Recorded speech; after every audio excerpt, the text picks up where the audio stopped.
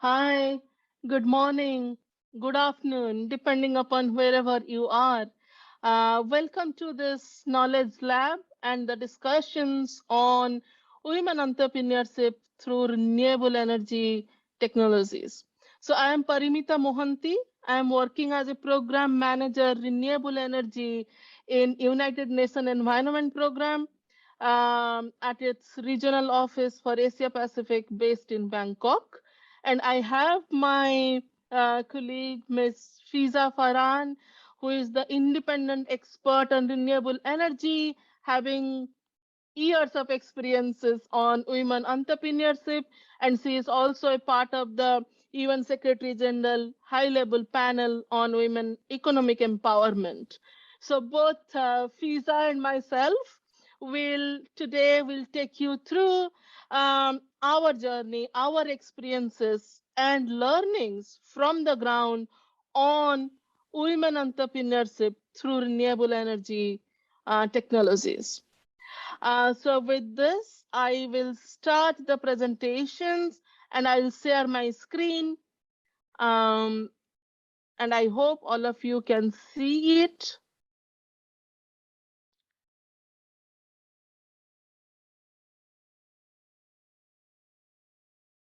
Sure.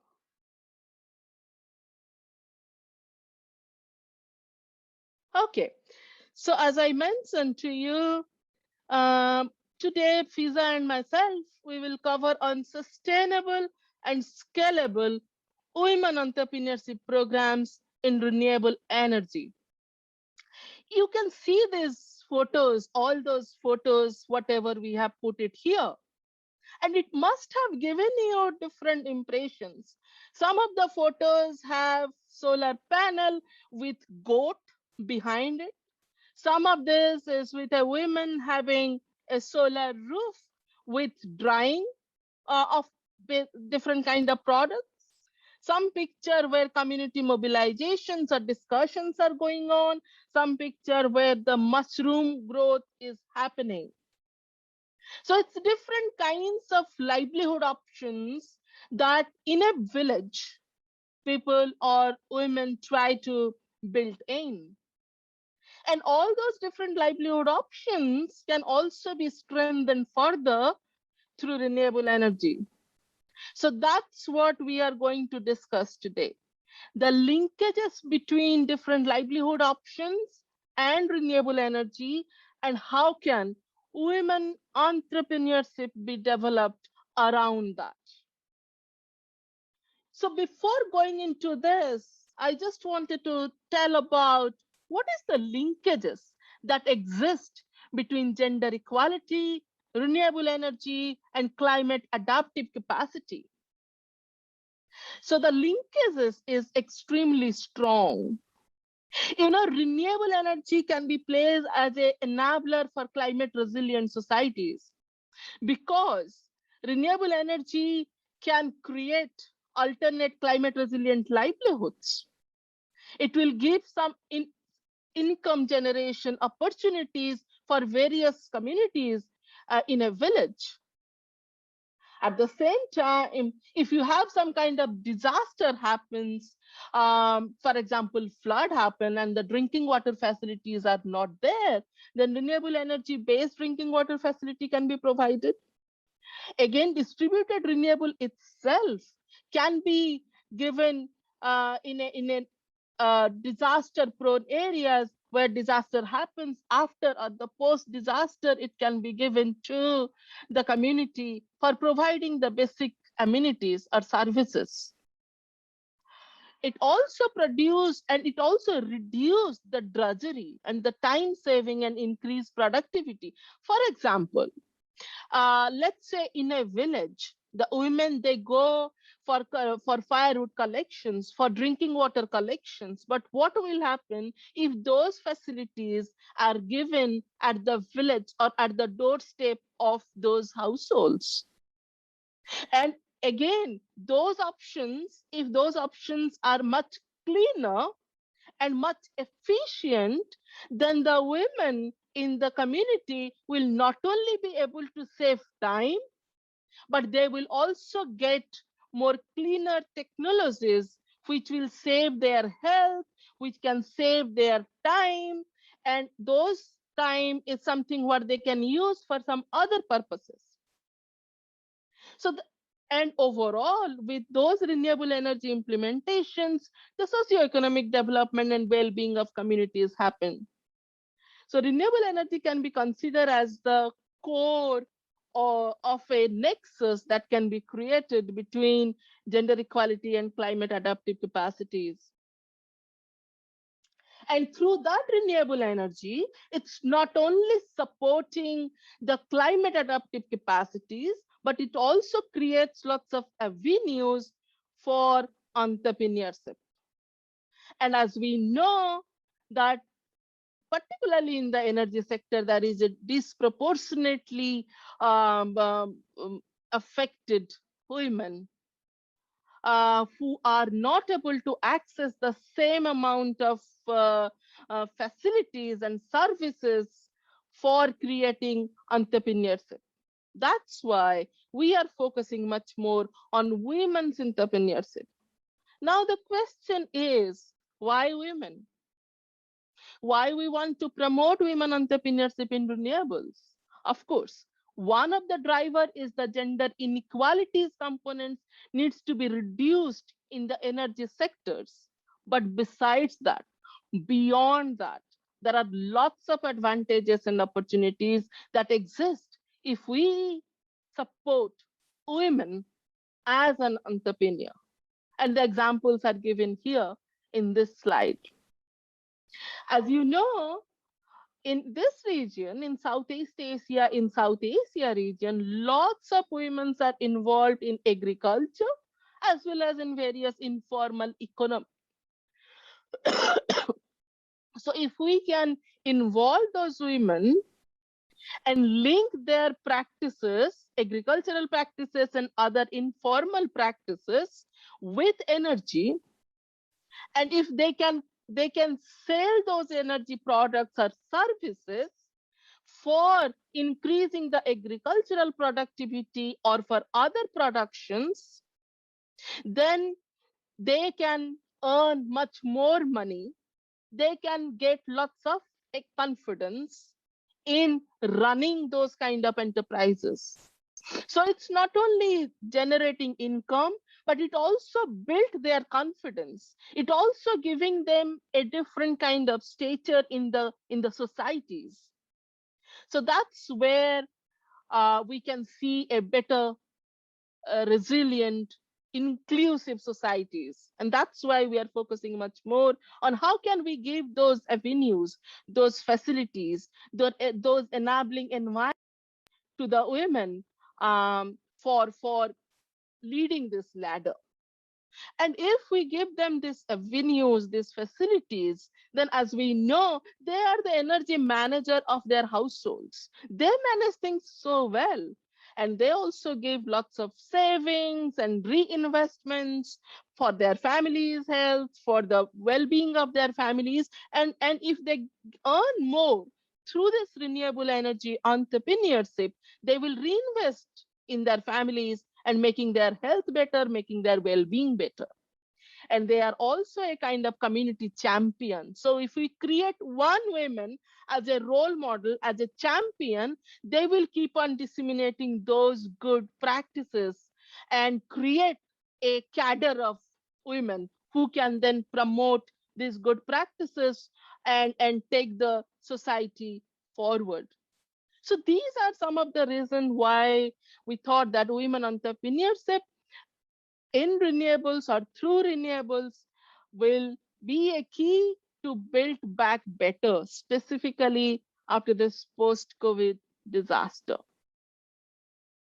So now the question is, okay, so if we have women to be built as women entrepreneur, the next question is, how can we do that? Where should we start?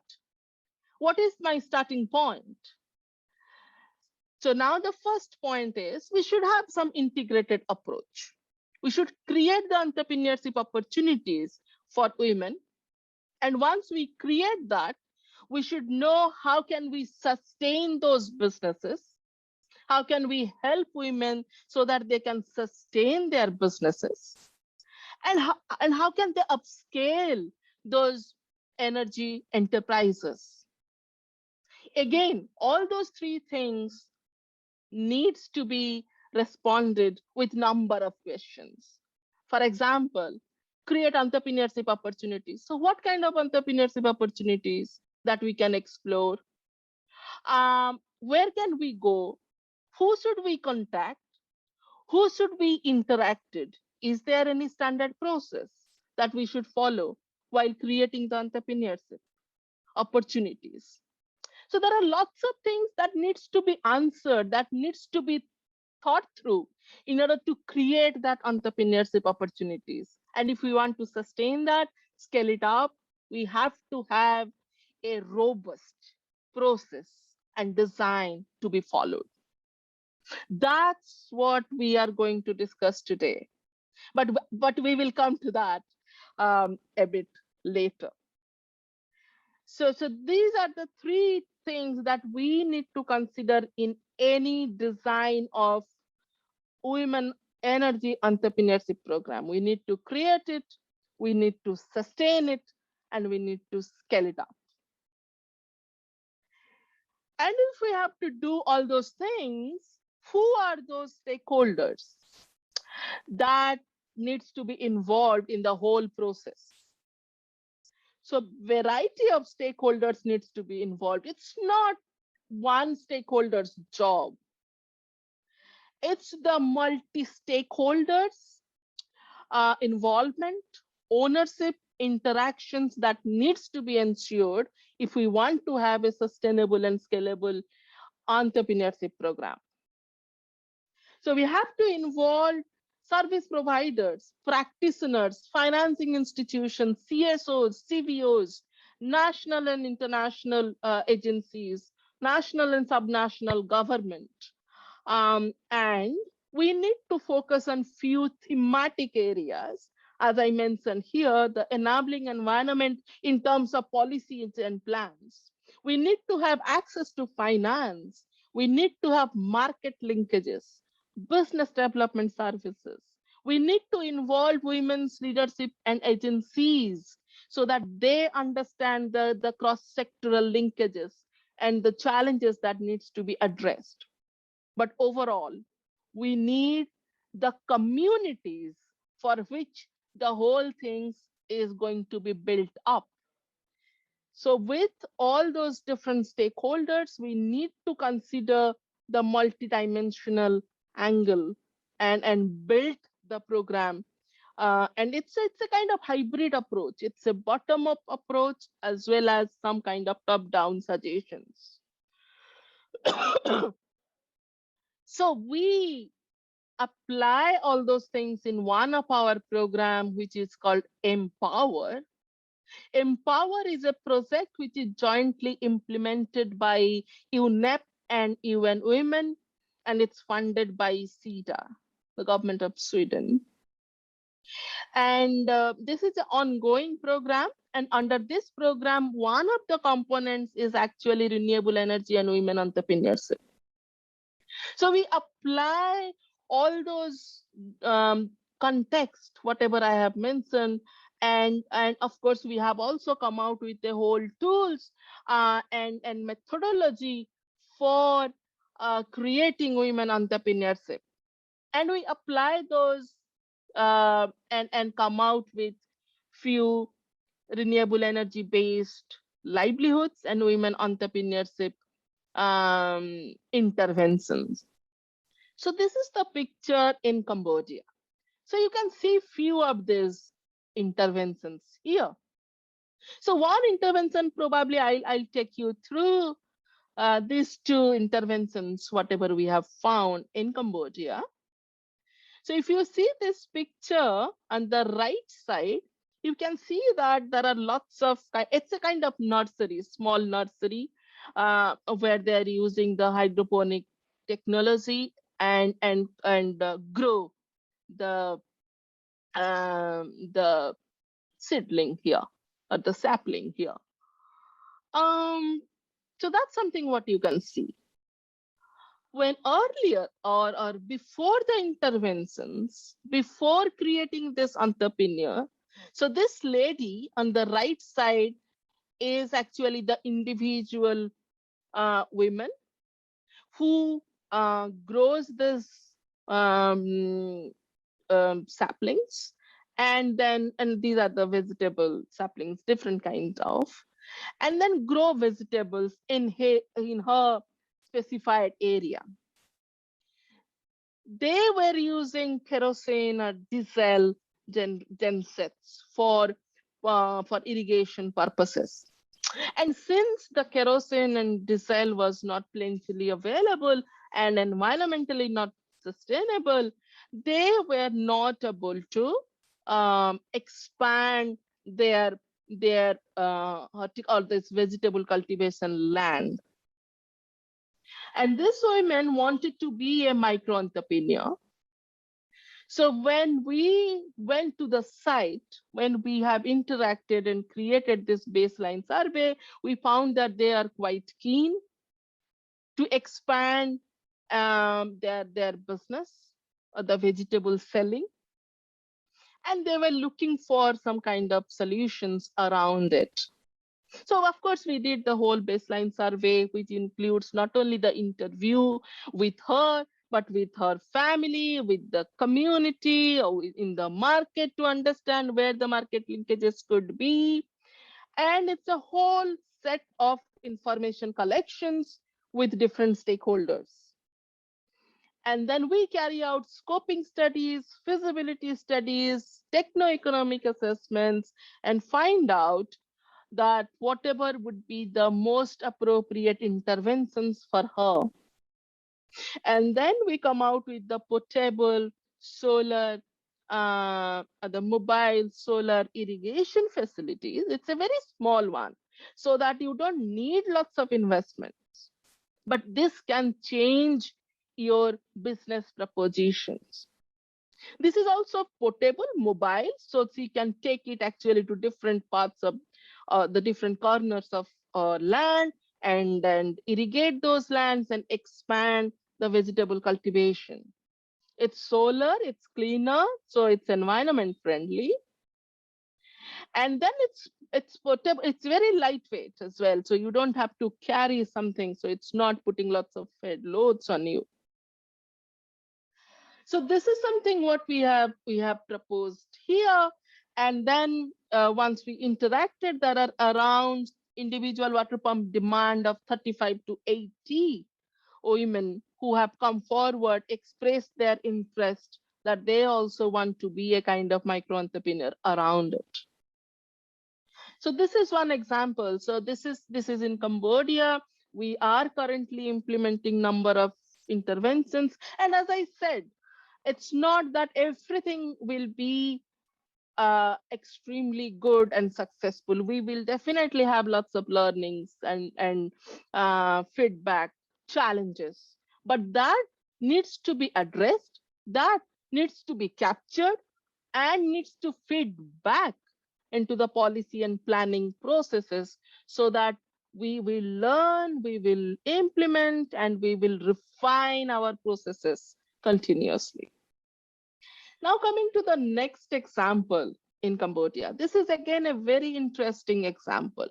This lady on the right side with this yellow t-shirt, she was running a business where she was running the diesel gensets for to run a RO system, reverse osmosis systems, and create potable water, package it, and sell it in the nearby village, 2-3 villages, what she was covering. And then, of course, with higher price of diesel and unavailability of diesel, sometime she was not able to. And also, that area is electrified, but then due to unavailability of electricity, many times for many days, they were not able to continue or deliver efficient and reliable water services. So then we, when doing this baseline survey and interacting with communities, she has expressed lots of interest to see if we can have a solar-based drinking water facilities. So when we interacted, and again, the same process we follow with all these different kind of scoping and pre-feasibility, feasibility studies, and implement the solar-based drinking water facility. But we also are working, since they are currently using this kind of plastic container, we are seeing how those containers can also be recycled more effectively and efficiently. So through this, the business of the women has been enhanced. It's a much more reliable services.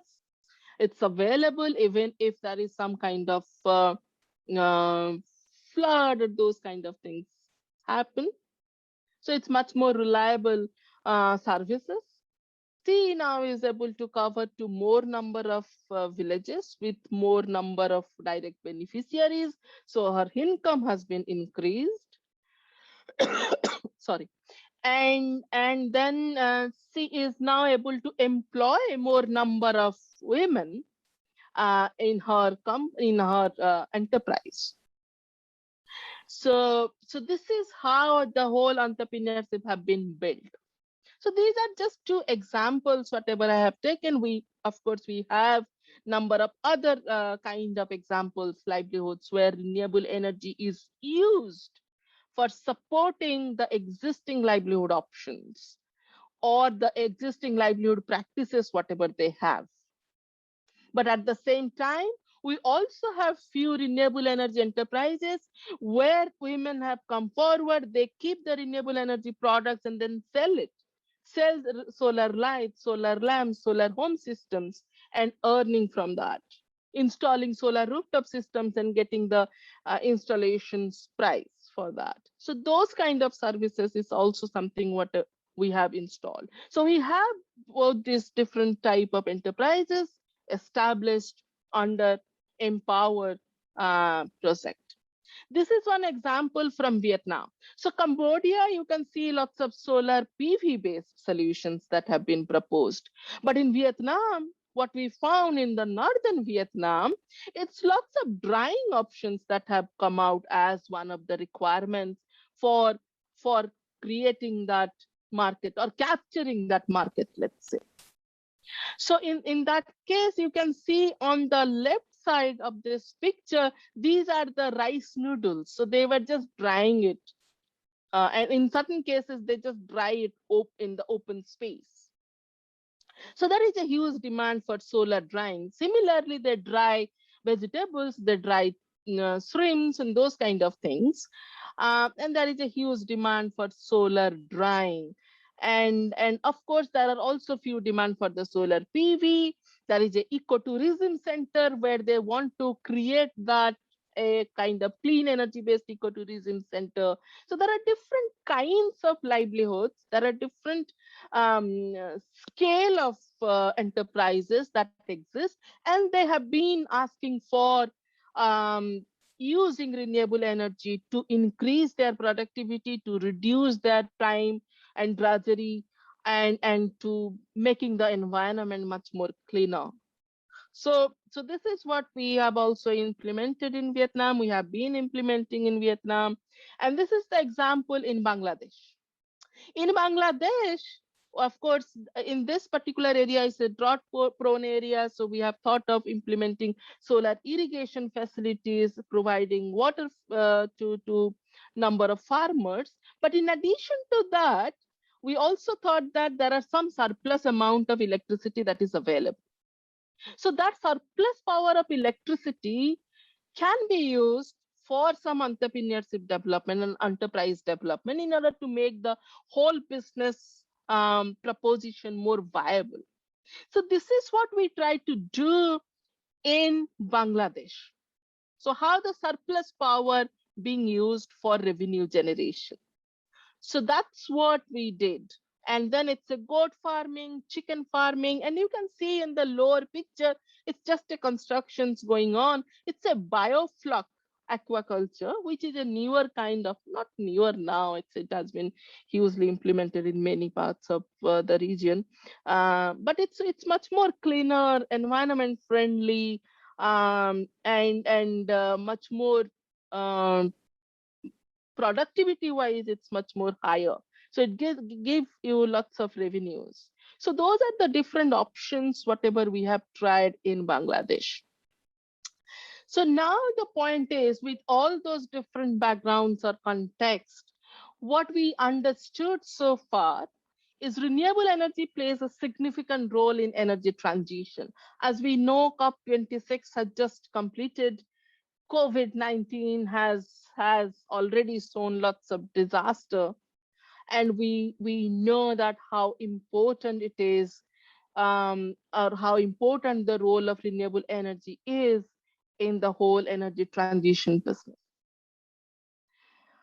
Under Empower project, we also found out how critical and how important role renewable energy can play as a tool for women entrepreneurship and for climate resilient livelihoods. Now, when I mentioned about all those different options in my earlier slides, the question that arises and that we have been hearing is, what kind of enterprises? Are they micro enterprises? Can we establish small business? Women group, we have women group and they can manage the enterprises. And can we support that through renewables? Can we have medium enterprises with a company owning some kind of renewable energy systems or assets and then create the enterprise around it? Yes, we can have different varieties of enterprises, different types of enterprises that can be established. And we also try to analyze that under our program. And these are the different livelihood options, whatever we have identified, and create entrepreneurship around these livelihoods. Again, I will not go in detail of this, but you can also see, I mean, there are few things what I have not covered because the implementation or installations are going on. But solar for handicraft, solar cold storage in Cambodia, we are implementing one solar cold storage systems, because it's linked to the food security part. And that in Cambodia there is a group of women group who cultivate vegetables, and they have some kind of arrangement with an aggregator who aggregates all those vegetables from different women farmers, and then sell it in the market. But since many times, because of overproduction, they don't get the market price. And because sometimes maybe the vegetables is stored somewhere and then it's not very fresh, then also they don't get the market price. And of course, the intermediary plays a critical role there. So our role there was to see if we can establish a kind of cold storage at the source and at the destinations, and also have a kind of cold cooling truck. It's a kind of whole cold chain, and then support their whole value chain, so that it will not only address the food security, but it will give better market price to those women farmers. So there are different ways the entrepreneurship can be built in. Is when we talk about renewable energy and women entrepreneurship, it doesn't mean that it's only for selling lights or selling home systems, or only solar is available, only for some particular applications. We can explore, we can have innovative ways to think how, where, and when the livelihoods can be enhanced, and which particular role the renewable energy can play in improving that productivity. So that's where we need to think, and then all those thinking and all those processes starts. It's, for example, once I know that this is the livelihood options, now the next point is, how would I invest on this, where can I get the finance, and those kind of discussions that will start.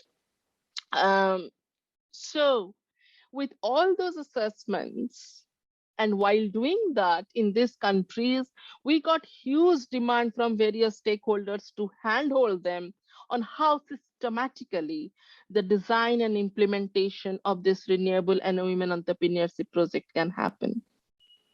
And that triggered us to think that maybe we can come out with a kind of tools or guidebooks based on not only on our own experience, UNEP's own experience and learnings, but also from best practices available across the globe from expert institutions. As you know, there are several, I mean, it's not very new. There are so many interventions that have been implemented from years.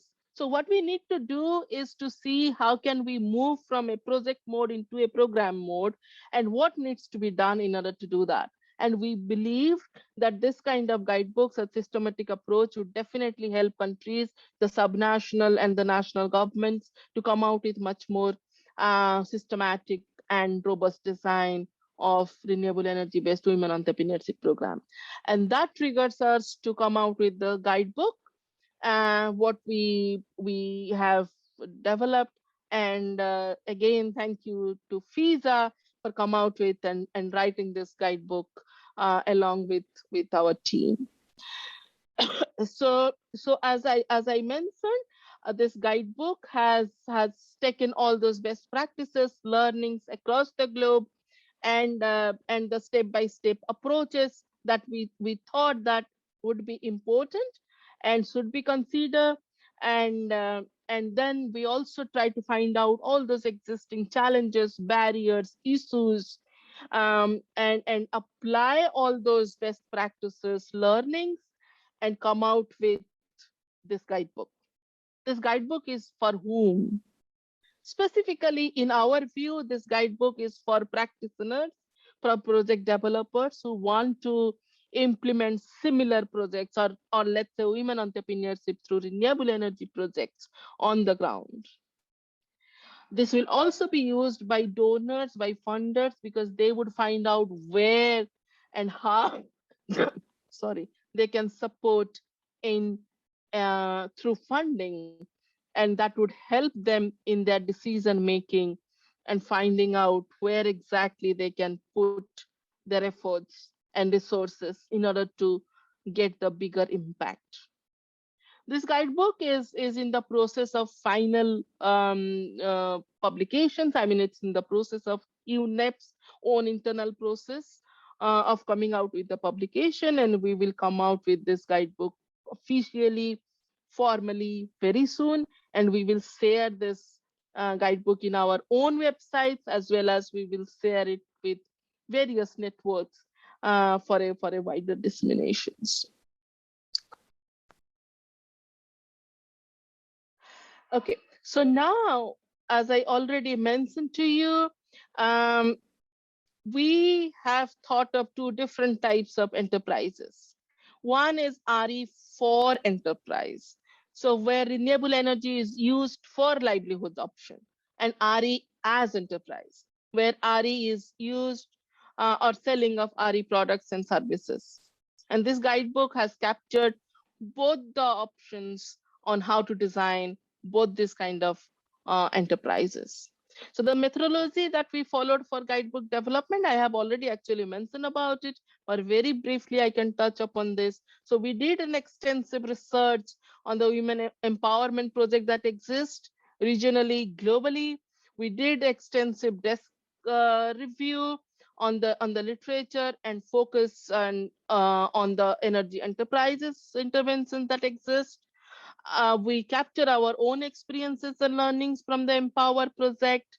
And then we also interacted with number of stakeholders, experts, and through a structured interviews and questionnaires, and try to understand their view on this particular topic.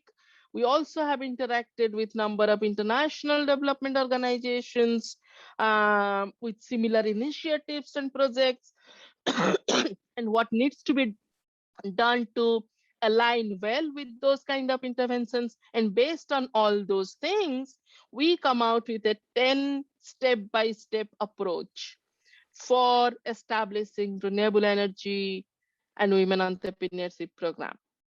So now I will hand it over to my colleague Fiza for taking us through those 10 steps approach for setting off renewable energy and women entrepreneurship. So with this, I will thank all of you for your patience hearing and looking forward for much more interactions in the later part of this sessions. So with this, over to you, Fiza. Thank you so much, Parimita. Thank you for that very detailed and elaborate explanation of why we were doing this important piece of work and what the background of it is and what the expected impact is in terms of creating the very important nexus between women's economic empowerment, women's entrepreneurship, and access to energy. So as Parimita mentioned, this 10-step methodology has kind of evolved from personal learnings, personal experiences. I myself have been a practitioner in the energy space in Pakistan for about 10 years, working myself as a female energy entrepreneur in a highly male-dominated sector, and then creating models for rural women entrepreneurs in the energy space as well. So hence there have been lots of learnings, there were lots of failures, lots of growing, learning, and then eventually turning that into a international best practice. And then we did a lot of research and we got a lot of feedback from the empowered partners. So a lot of regional and global best practices and learnings from all of them. And all of that culminated together into this 10-step approach so that we bring together a very simplified, logical, step-by-step guidebook, as we call it, for any practitioner, for any donor, for any stakeholder who is looking to go into a new rural community in the region and set up a woman RE enterprise, be it RE for enterprise or RE as enterprise, as Parimita mentioned. So we try to make it very simple, very kind of step-by-step, logical, rational, and we would be very happy to ask you guys to give your feedback on the same. So the 10-step approach is fairly simple, whereby I'll just like to briefly take you through the 10 steps. First of all, the most important step is obviously the identification of the suitable area. Now, the guidebook also not just that outlines the steps, but for each step provides a certain checklist of indicators, of parameters, of metrics that you must look at and just check the box that, okay, does the suitable area, is it in proximity with the community you want to impact? Does it have a significant number of female entrepreneurs or potential female entrepreneurs? Does it have potential opportunities for renewable energy resources? So the guidebook also provides you with that checklist so that it makes it easy for you to go through the checklist and say, okay, done, check, check, check. Now this step is done, I can move to the next step. And then not just the checklist for each step, we also provide a detailed process flow in the guidebook in terms of what you need to do within identification of the suitable area. For example, within this one step, what are the subsets and how will you go with that flow? So the guidebook is a very, I would say, a very detailed guideline for anybody looking to set up an energy enterprise. And then obviously, there's also included case studies from the Empower partners, from other global best practices, so that you can also go through those case studies, go through those best practices, and learn how that process or procedure was adapted anywhere else around the world. So, so the guidebook will provide you with all of those details. I will just skim through the 10 steps right now so that we can have a discussion afterwards as well. So the first step would be the identification of the suitable area. Then obviously the needs assessment of the livelihoods, right? What kind of livelihood opportunities are there as we within those communities? What kind of needs do they have for energy needs, for their economic value add, for their economic utilization? Because we realize that when you're working on energy access models in communities, while the residential impact is great, it is always sustainable when we lead energy access to economic gains, to economic livelihoods, and make them enhance their economic livelihood or the number of hours they use in their productive business by providing them with access to energy. Number 3 would be the selection of the viable business model, right? What kind of a business model are we looking to set up? Are we looking to set up a model whereby in some communities you set up a solar energy enterprise or a solar energy shop, so to speak, and then the woman entrepreneur goes door to door selling the solar product? Or are we looking to set up a business model whereby we're doing a rental income? Or are we looking to do a business model whereby we're looking to go and set up small solar home solutions or solar micro hydro projects? What is the viable business model, and what is acceptable and agreeable by the communities themselves? Because that is most important. What the communities will be willing to align with, what the communities will be willing to take up. Number 4 will be the social mobilization of the communities. Now, this is very important because we realize that while we've designed the business model, while we've identified the technical impact, social impact, environmental impact, nothing is successful until unless the communities are on board with us. Nothing is successful until the households of the woman, the families of the woman, the elders, the influential people in the villages are all aligned with us. So hence the social mobilization of communities, this step particularly has a very detailed workflow in the guideline, because you need to understand, the importance of doing this activity so that the community is standing with you when you launch the energy enterprise. The 5th and very important step, again, all these steps are equally important, is the identification and the selection of the female entrepreneurs. Again, with complete guidelines of how are we going to go and identify our female entrepreneur? What is the process for it? What formats can we use for initially filling in to do a long listing and a short listing of female entrepreneurs? What is the criteria? What are the indicators that we need to use to appoint our female entrepreneur from the communities? Again, this is also backed with success stories, with examples, and with some best practices to help the practitioners.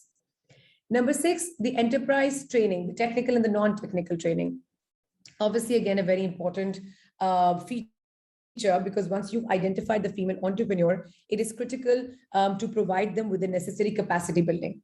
You can provide them with the product, you can provide them with the service model, but their capacity building is the only thing that will determine the sustainability of the project.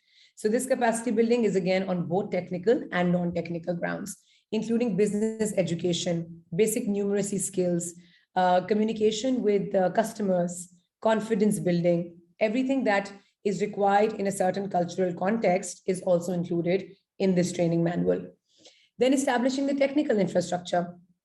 Once the entrepreneur is trained, once the community is on board, then the next important step is to establish the technical infrastructure, be it a solar home system, be it a solar enterprise, be it a micro hydro. The establishment of the technical infrastructure is the next critical step. Then obviously the marketing, the sales, and the product promotion, right? How do we then market the product? What kind of brochures should be used? How do we create awareness in the community? Again, keeping in mind the literacy context, the cultural context. How do we make the technology, the product, and the offering of the business accepted and owned by the communities themselves? So that is what is outlined in the marketing, sales, and product promotion. How to create localized brochures, localized context, local language, colorful material, how to make it attractive for the communities. Then number 9, obviously, in any renewable energy project, be it in a rural community or in an urban community, after sales and the project sustainability is paramount. Because without after sales and sustainability, there are lots of challenges that come, because it's a very long-term project. So then what all do we need to make sure as far as the after sales is concerned? What kind of product warranties do we need to have on the table? What kind of technical support does the entrepreneur require to ensure that there's maintenance is regular, after sales is regular? What are some of the best practices that have happened in the world where after sales has been embedded with multiple benefits? For example, by including the male member of the female entrepreneur's household as a technical agent and training him to become a technical agent, which not just adds to the after sales and sustainability, but also adds to the ownership of the project by the household and by the communities. And then lastly, the project advocacy, the branding, the collaborations. When you have a successful product established, a successful project established, how do we convert that into a product that we can share with the rest of the world, that we can then raise a lot of funding for? What can our practitioners do to expand their horizons of funding, to not just rely on the typical bilateral, multilateral donor agencies, but also maybe seek support from the private sector, maybe also engage the philanthropic sector, maybe also engage civil society or even academia. What kind of marketing, branding, project advocacy gains can you provide, which will which will enable you to scale up your project? So that is also kind of part of the guidelines, because it is very important for practitioners to learn not just how to set up a successful pilot, but also how to then scale it up with the support of multiple collaborations. So this is this is a brief 10-step framework. A lot of details on these 10 steps is included in the guidebook that we will soon be sharing with all of you. So we can go to the next slide, Parimita. Right. Now, then we had, obviously, as Parimita mentioned earlier, we are looking at two kinds of female-led women energy enterprise. One whereby we have RE4 enterprise and the other as enterprise, right? Now, we did a little distinction between both, because in RE4 enterprise, the cases and the examples that Parimita mentioned earlier from Empower's programs, whereby maybe a woman wants to use solar rooftop for the poultry farm. Maybe you want to have a micro hydro running a small stitching unit, you know, thereby also this is a very key intervention for areas with lack of access to energy. If you provide sustainable, affordable, reliable means of renewable energy to existing woman enterprise so that she can extend her hours, increase her productive yield, and get better income out of the enterprise itself. So for the RE4 enterprise, a complete model is also provided in the guidebook. But here we would like to just take you through the brief this distribution or structure of those guidelines. So the first most important thing is to select the suitable business model, right? A business model that is conducive to the environment, obviously. We have to see if in a certain community you're looking at water, you're looking at solar sources, you're looking at hydro, biomass, woody biomass. There are multiple options when you're talking about renewables, especially in the region. Obviously, then feasibility studies come to play. And for every different renewable energy source, we create the feasibility study to build the whole business model on paper. Then we do a SWOT analysis in terms of the strengths of our proposed business model to the entrepreneur. Should she do a hydro, or should she do a micro solar, or should she do a hybrid? And that kind of technical feasibility happens foremost so that you can identify the best technical solution to back the enterprise. Once the technical model is designed, once the feasibilities are done, then the other critical step is the selection of the technology. So then again, we do the enterprise energy need assessment, right? Obviously, based on the requirements of the space we have or the restrictions of the space, we will identify what our female entrepreneur needs as a critical load, what she needs to run her business to make money, simple as that. What she needs to run her basic unit so that her enterprise does not stop. So the critical need assessment of energy for the enterprise is very important. And then what renewable energy source we will use to fulfill that need and to align with that need. And then to do a cost benefit analysis of the same. Will the cost that the entrepreneur will incur in setting up that renewable energy component for her business enable her to make more money, enable her to make more income, and what is the payback of that investment? Then obviously the selection of the RE supplier.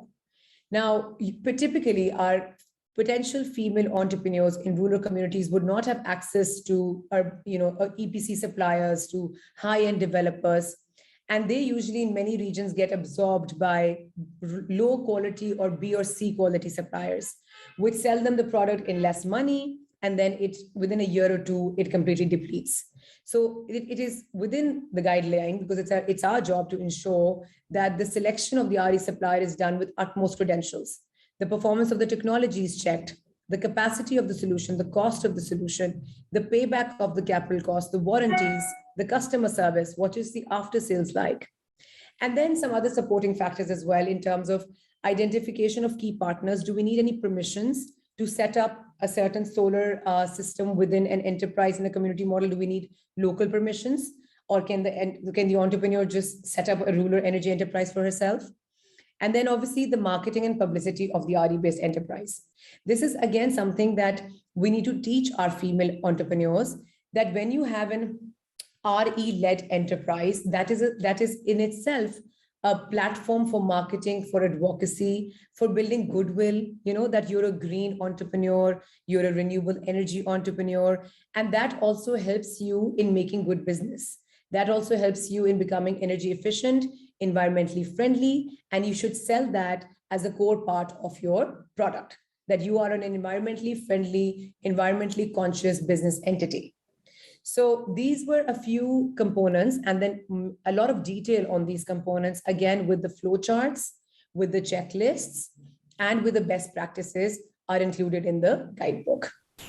So thank you, Parimita. I can go to the next slide. Right, and then just for here, in terms of the RE for the enterprise, we thought to share the flow chart of the same as well, with the steps that I just mentioned. So just quickly, and this is a lot more detail of this flows in the guidebook as well. So we start with the need assessment requirement. As I said, this is just to give you an example of the kind of a flow chart of a step-by-step approach that is required by any energy entrepreneur, practitioner, or donor to successfully make sure that all small nitty-gritties are taken into account. One step leads to the other, and nothing is left, no stone is left unturned. And then we identified the mission critical load, the next step, as I just mentioned earlier, the technical assessment of the load critical for business. We check the availability of the RE technologies, the pricing. We check the selection of the most feasible technology and the available land options or water options or hybrid options. We check requirements of any approvals required by local authorities, because in many communities, in many regions, in many countries, we've seen that some kind of approvals of local authorities are needed so that there is no disruption later on. But in some contexts, we see there's no approval required. So this has to be kind of a customized solution. You need to see if any approval is required, then you make sure that the approval is taken up. Then the financial and the technical feasibility of the available technologies, the supplier qualifications, the assessment of the prior project, the certification, the after sales, and then the selection of the suitable supplier after market comparison, pricing negotiations, smooth business operations, and eventually the installation of the renewable energy setup and the enterprise initiation. So these kind of flowcharts in the guidebook will take you through the entire step-by-step hand-holding approach, so that we make sure that everything is done in a systematic, smooth, graduating way to eventually achieve a successful RE enterprise model. Thank you. Bring me the next slide. Right. In addition to, we realized that some things are common across regions, across business models, across successful projects. Some things were very common learnings that we had from our own experiences, from Empower partners, from global best practices. And we wanted to share those as well, so that beyond the technical and the commercial aspects of both RE for enterprise and RE as enterprise models, we make sure that these cross-cutting components are very categorically highlighted in the guidebook. So these cross-cutting steps were three. Number one, mentorship. Number two, rural women energy networks. And number three, access to finance. And I'm sure you'll have a lot of questions on the access to finance bit, because we've realized this has been one of the key challenges in many rural contexts and urban contexts as well. So within mentorship, we obviously realized that mentoring, showcasing, role modeling, inspiring female entrepreneurs in rural or urban settings is extremely important. Highlighting best practices, showcasing case studies, inspiring them through real life examples, ideally from their own regions, from their own cultural context, is very, very important. Again, within the guidebook, lots of such inspiring case studies have been incorporated, lots of best practices have been incorporated.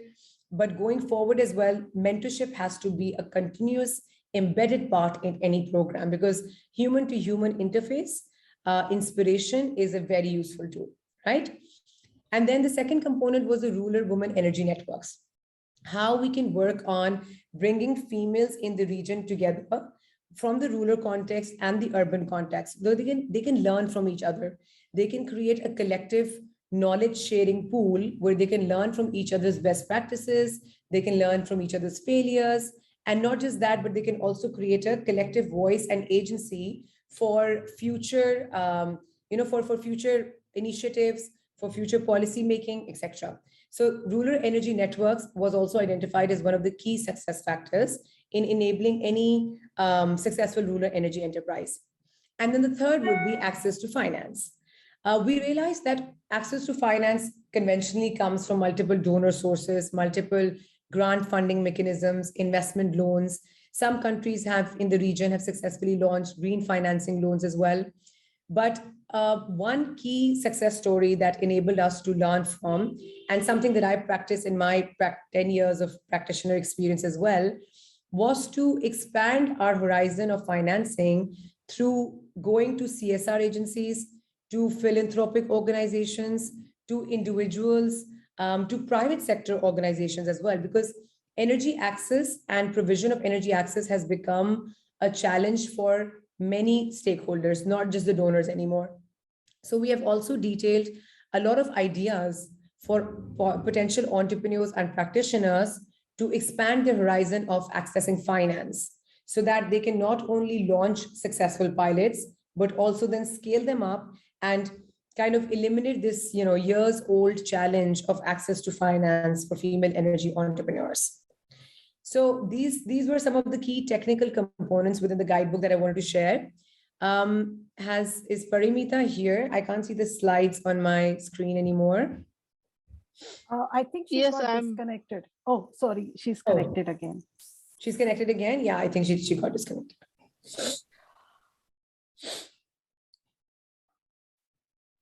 Parimita, over to you. Yes. Parimita, over to you. You can put the slides back on. We just talked about the access to finance part as well. That's true.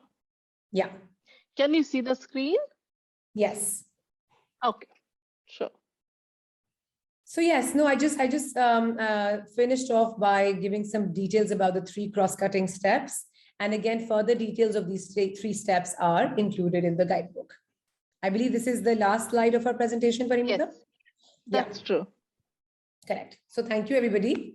And I really, really hope that the guidebook leads to multiple success stories from the region, and it helps create lots of more female-led energy enterprise success stories.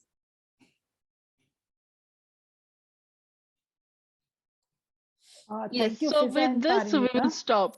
Yeah, sure. Yeah, so there is one question in the chat box, from Sarah. She wants, the web link of the guidebook, if you can post that.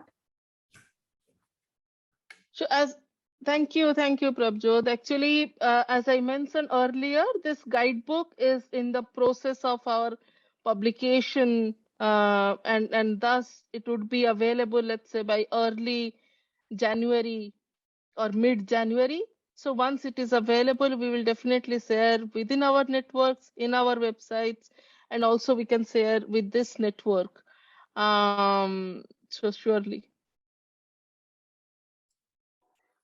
Thank you so much. Thank you so much.